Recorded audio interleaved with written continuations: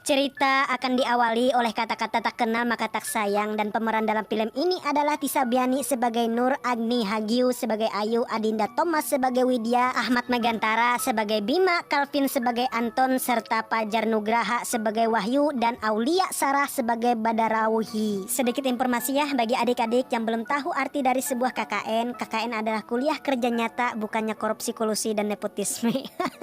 No comment ya kan. Yang dimana hal tersebut bentuk kegiatan pengabdian kepada masyarakat oleh mahasiswa dengan pendekatan lintas keilmuan, atau bahasa lebih mudahnya gini, kita nih ada program kerja kampus ya kan, dan terkadang pelaksanaannya selalu mencari desa yang dipilih agar proker itu berjalan sesuai dengan tujuannya, dan serta pelaksanaan kegiatan KKN biasanya berlangsung antara 1-2 bulan dan bertempat di daerah setingkat desa. Udah paham kan? Nah begitu juga dengan kisah ini yang diangkat dari kisah nyata. 6 orang pun berangkat menuju suatu desa yang di sekelilingnya dipenuhi rimbunan pohon yang lebat, dan perlu kita ketahui, desa ini sangatlah jauh dari jalan raya. Lalu setelah mereka sampai di lokasi, scene pun akan diperlihatkan kepada momen yang sangat langka, yaitu tatapan seorang kakek kepada Nur untuk tidak meneruskan perjalanan ini. Bahkan beliau menggeleng-gelengkan kepala seperti habis dugem, yang pertanda hal tersebut sepertinya tidak akan baik-baik saja. Ya, meski Nur sepertinya menyadari hati tidak enakan setelah memperkirakan weton dengan jarak desa yang dilalui mengalami pertentangan, tapi hal tersebut tetap akan dijalani seperti kata-kata bismillah aja ya kan. Nah gitu. Kemudian mereka pun melanjutkan perjalanan yang dimana jalan setapak yang dilalui sangat ekstrim dan curam, boro-boro bisa dilewati pakai mobil, sepeda motor aja harus berhati-hati serta mengingat diri. Dan setelah dalam perjalanan, Nur pun disambut oleh seorang penari di atas batu yang sepertinya menyambut kedatangan mereka di desa ini. Lalu singkat waktu tibalah di desa penari, dan di sana mereka disambut oleh kepala desa bernama Pak Prabu yang tanpa pikir panjang langsung menolak kedatangan mereka. Alasan beliau nggak mau desa ini sebagai praktek kampus ialah karena selama ini tidak pernah sama sekali mahasiswa KKN melabuhkan hatinya ke desa tersebut. Namun karena sumber yang saya dapat nih, katanya kakak Ayu bernama Ilham pun menjamin bahwa para mahasiswa ini baik-baik dan penurut saja. Serta tangisan Ayu yang meluluhkan Pak Prabu, akhirnya mereka pun diizinkan untuk menjalankan proker kampus di desa ini. Dan setelah basa-basi minum kopi, ngeteh, serta makan roti seribuan, mereka pun diajak untuk keliling kampung untuk melihat berbagai lokasi yang ada. Tapi di dalam perjalanan tersebut malahan Nur melihat sebuah batu berukuran sangat besar yang ditutupi kain berwarna merah, yang di sana juga ada sosok hitam yang mirip genderu berbulu serta mata merah menyala. Ya, meski di siang hari nampaknya sosok tersebut sangat marah akan kedatangan para mahasiswa ini, terbukti sang genderu berkepala kerbau ini menunjukkan eksistensinya bahwa aku ada loh katanya. Dan pasti dalam kejadian ini Nur seperti memiliki keistimewaan yang berbeda, bahwa berhijab itu Masya Allah dek, nah gitu.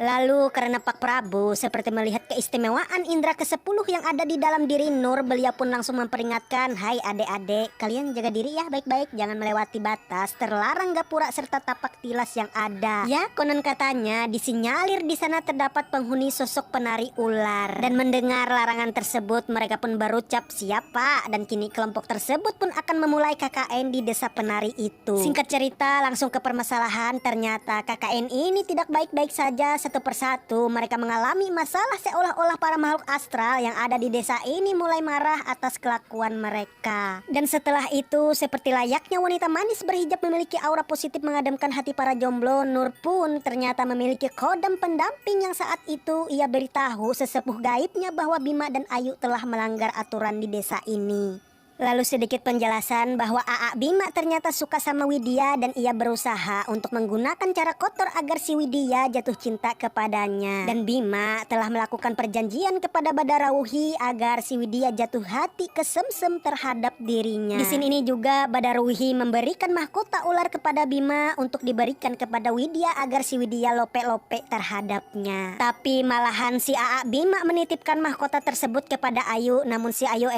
ternyata juga suka kepada Aa Bima, membuat si Ayu menyimpan mahkota tersebut. Namun karena Ayu menyimpan benda yang bukan miliknya, dia malahan dimimpiin Badarawuhi untuk segera menyerahkan mahkota itu kepada Widya, sedangkan dia akan diberikan selendang oleh Badarawuhi agar dia bisa juga mengikat hati Aa Bima yang anggap aja cinta segitiga terjadi. Tapi meski banyak lope-lope di sana, masalahnya dua orang ini bersekutu dengan makhluk halus, sehingga inilah yang disebut kesalahan besar oleh khodamnya Nur di tempo hari. Dan malahan kesalahan fatal disebabkan oleh Ayu dan Bima akibat cinta tak berlandaskan etika dan moral. Mereka pun melakukan pertempuran donat versus terong yang hal itu dilarang di desa penari ini. Goyang gak tuh?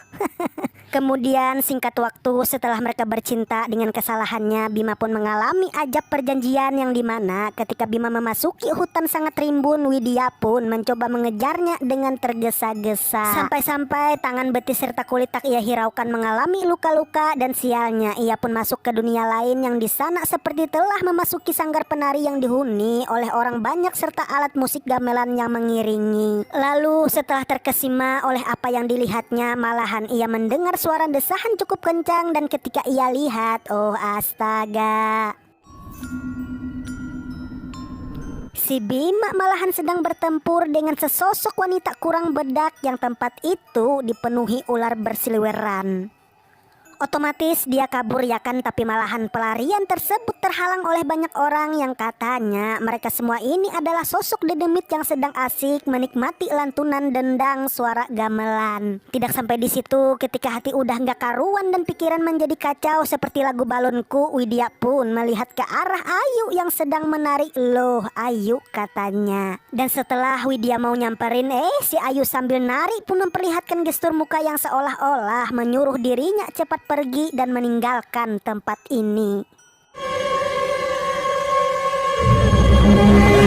Otomatis karena penglihatan semakin aneh dan tidak bisa dijelaskan oleh kata-kata, Widya pun berlari sambil menangis dan singkat waktu ia pun diketemukan oleh beberapa warga desa. Lalu kejutan bukan hanya itu, setelah kejadian mengerikan di malam tersebut, Widya kembali tercengang oleh penampakan yang ada bahwa ternyata Ayu dan Bima sedang terpujur kaku tak berdaya.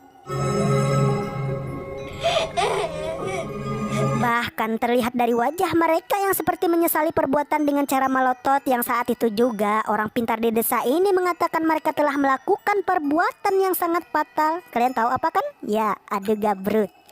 Dan kini Ayu harus mempertanggungjawabkan perbuatannya, yaitu menari mengitari hutan ini secara rapat langkahnya, sedangkan Bima harus menjadi pasangan badaruhi atas kesalahan yang mereka lakukan.